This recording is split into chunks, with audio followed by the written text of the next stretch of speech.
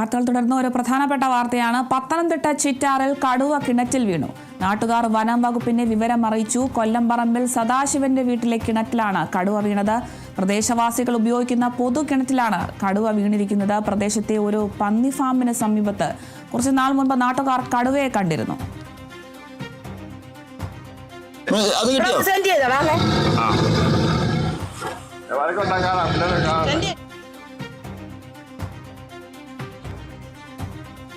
പൊതുകിണറ്റിൽ കടുവ വീണിരിക്കുന്നത്. വിവരങ്ങളുമായി പ്രസാദ് ചേരുന്നുണ്ട്. പ്രസാദ്, പൊതുകിണറ്റിലാണ് ഇപ്പോൾ കടുവ വീണിരിക്കുന്നത്. പ്രദേശത്ത് നേരത്തെ മുതലേ ഇത്തരത്തിൽ കടുവയുടെ ശല്യം ഉണ്ടായിരുന്നോ? കൂടുതൽ വിവരങ്ങൾ എങ്ങനെയാണ്?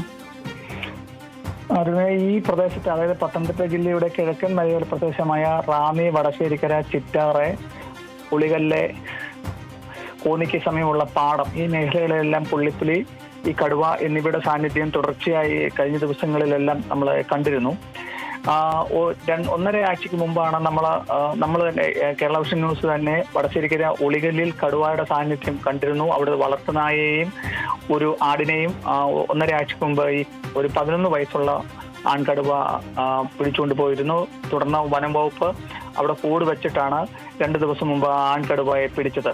അതിനുശേഷവും വീണ്ടും നമ്മുടെ ഈ തണ്ണിത്തോട് ഭാഗത്ത് വളർത്താൻ വിട്ടിരുന്ന ഒരു പോത്തിനെ കടുവ പിടിച്ച് കൊന്നിരുന്നു.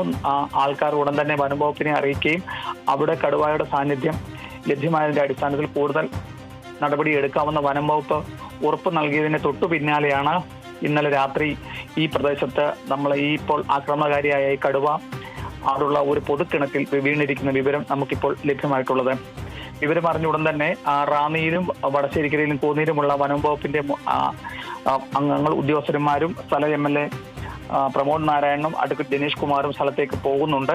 തുടർന്ന് അവരെ എത്തി ഇതിനെ എങ്ങനെ, ജീവനോടുള്ള കടുവയാണ്, ഇതിനെ എങ്ങനെ പുറത്ത് കയറ്റുമെന്നുള്ള അതിന്റെ അടിസ്ഥാനത്തിലായിരിക്കും തുടർ നടപടികൾ സ്വീകരിക്കുമെന്നും ഇപ്പോൾ നമുക്ക് അറിയാൻ കഴിയുന്നതാണ്. ഈ പ്രദേശത്ത് ഇപ്പോൾ കൂടുതൽ ആനയും ഈ കടുവയുടെയും ഒക്കെ ശല്യം വളരെ രൂക്ഷമായിരിക്കുന്ന ഒരു സമയം കൂടിയാണ്.